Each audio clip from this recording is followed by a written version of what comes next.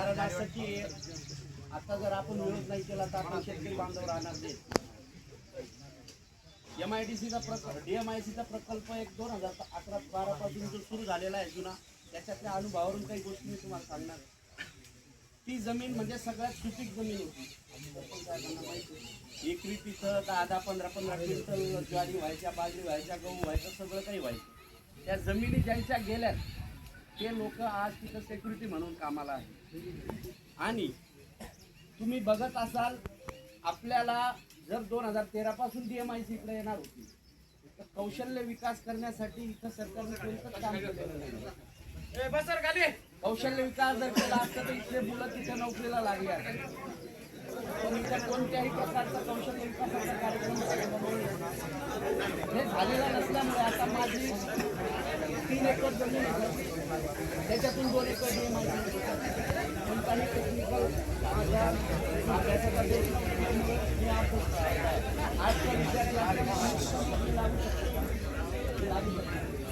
लागू शकणार नसल्यामुळे मी जास्तीत जास्त ज्या जमिनीचा मालक मी होतो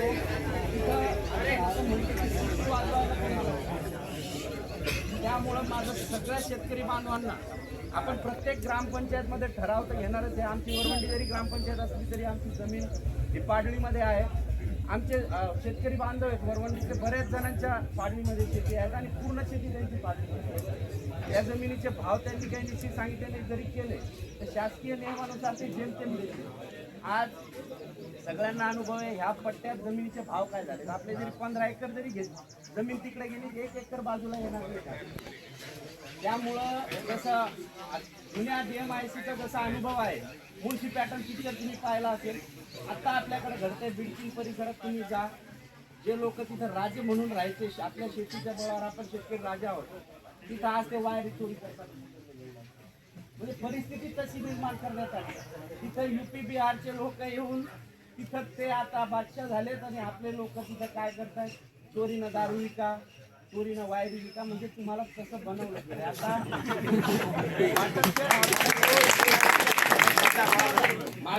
वॉटरशेड ऑर्गनायझेशन नावाची एक संस्था आली. आता त्यांनी टोयोटा आणि किर्लोस्कर सोबत त्यांचा करार झाला.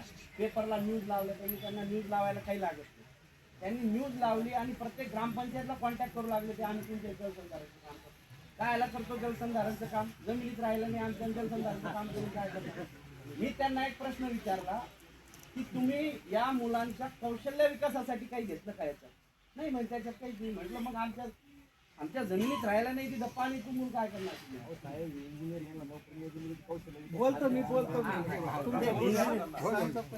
टोयोटा झाली, ह्या सगळ्या कंपन्या झाल्या, त्याच विषयावर येऊ लागलो आपण. तर ह्या कंपन्यात इथल्या लोकांना किती लोकांना नोकऱ्या मिळाल्या? नाही मिळाल्या. इथले कॉन्ट्रॅक्ट कोणाला मिळत आहे हे पण लक्षात ठेवा. पुढची गोष्ट अजून, इथलं मुरुमचा कॉन्ट्रॅक्ट एखाद्या पुण्याच्या मंत्र्याचा जावायला मिळतो आणि इथले जे लोक आहेत ह्या गोष्टी खऱ्या आहेत. पुण्याच्या मंत्र्यात जावायला, नगरच्या मंत्र्यात जावायला इथल्या गोष्टीच्या कॉन्ट्रॅक्ट मिळतात. आणि तुम्ही काय करणार तिथं? तुम्ही चहा विकणार, तुम्ही सेक्युरिटी होणार आणि हळूहळू जेव्हा तुमच्याकडे पाहिजे. आता इथं कला केंद्र सुरू होणार, ध्यानात ठेवा. तुमच्या जवळच्या जमिनी गेल्यानंतर तो पैसा कसा उडवला जाईल. 30-30 नावाची योजना आली, सगळ्याला माहिती आहे. 30-30 नावाची योजना आली. त्या 30-30 नावाच्या योजनेनं 1500 कोटी या लोकांचे घेऊन गेले. काय कारवाई झाली त्याच्यावर? त्या पैशाला वापस घेण्यासाठी सरकारनं काय कारवाई केली? आपण सगळे राजकारणी लोक आहेत, वकील आले आहेत, सगळे प्रोफेसर आहेत, सगळे लोक आहेत इथं. 30-30 योजनेमध्ये शेतकऱ्यांचा गेलेला पैसा वापस घेण्यासाठी सरकारने कोणती ठोस कारवाई केली? कोणतीच केली नाही. आता जसा इकडं पट्टा येईल कोणती तरी योजना येईल म्हणजे कला केंद्र येतील ते आता चालू झाले चक्र्या. आपण शेतकरी बांधव, आपण एवढे शिक्षित नाही, आपल्या बुद्धीचा एवढा विकास झालेला नाही की आपण पैसा सांभाळून ठेवू शकतो. आपल्या वडिलोपार्जित जमीन असल्यामुळं आपण आपली आई म्हणून त्याला सांभाळलेलं आहे, पण पैसा सांभाळण्या एवढी आपली बुद्धीचा विकास झालेला नाही. आणि तो विकास त्यांनी होऊ पण दिलेला नाही. पुढच्या 4 महिन्यात 6 महिन्यात जर जमीन गेली तर हा शेतकरी बांधव राहणार नाही, हा सेक्युरिटी बांधव होणार. आणि तुमचे मुलं आणि तुम्हाला शिक्षणाच्या कोणत्या संधी होऊ शकतो? टोयोटाने घोषणा केली आम्ही एवढी शाळा उभी करू. कधी उभी करता तुम्ही?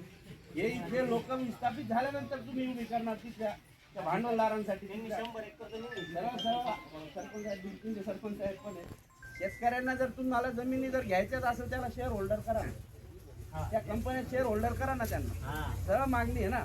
तुम्ही त्यांना काय देऊ लागले? तुम्ही त्यांना फक्त विचंबना त्यांना इथून 100 किलोमीटर 200 किलोमीटर धाडू लागले. जे इथे राहतील ते एकदम असे राहतील की ते नेस्तनाभूत होऊन जातील. अशी परिस्थिती निर्माण करू लागली. सगळ्या शेतकरी बांधवांना मी विनंती करतो, आपण जर आज एक राहिलो नाही तर परिस्थिती अशी गंभीर होईल. तुमचं जे आता वयस्कर आहेत त्यांचं आयुष्य तर हे संपत आलं, पण तुमचे मुलं इथं चोर म्हणून जगतील, सेक्युरिटी म्हणून जगतील आणि त्यांचं अस्तित्व इथं राहणार नाही. जिथले आपण राजे आहोत तिथं आपण चोर म्हणून जगू. म्हणून विनंती आहे सगळ्यांनी एक होऊन, किती गुन्हे दाखल झाले आणि काही झालं तरी आपण सगळ्यांनी एक व्हायचं आणि या DMIC प्रकल्पाला 100% विरोध करायचा आहे. कारण सरकारजवळ आपल्याला काहीतरी चांगलं देत आहे याच्यावर काहीच त्यांच्याकडे उत्तर नाही.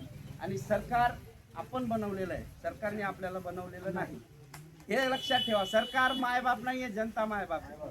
आणि आपण आहे तर सरकार आहे. सरकार आहे म्हणून आपण नाही आहे. आपली अकाउंटेबिलिटी जर क्लिअर होत नसेल तर आपण या DMIC प्रकल्पाला विरोध करतोय आणि करणार. एवढं बोलतो आणि थांबतो.